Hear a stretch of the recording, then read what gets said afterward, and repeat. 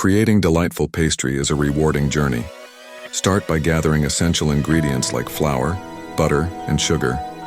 Prepare a clean surface for rolling out the dough.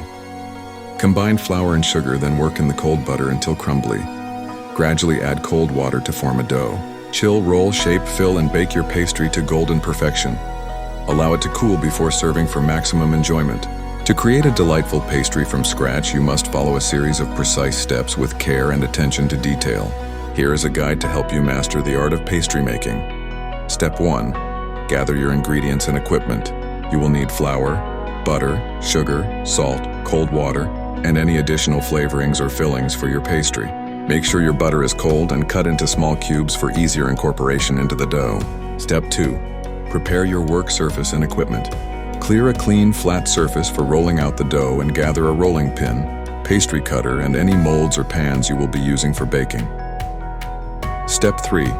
Make the pastry dough. Combine the flour, sugar, and salt in a mixing bowl.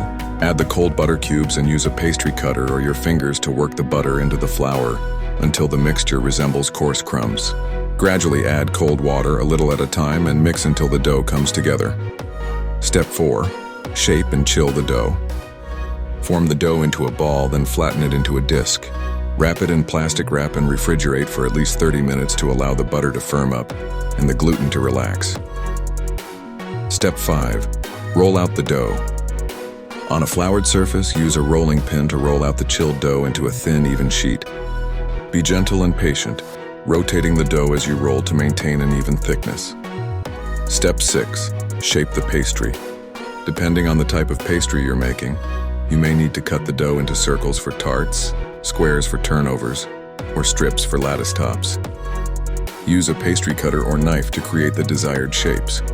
Step 7. Fill and bake the pastry. If your pastry requires a filling, carefully spoon it onto the shaped dough, leaving a border around the edges.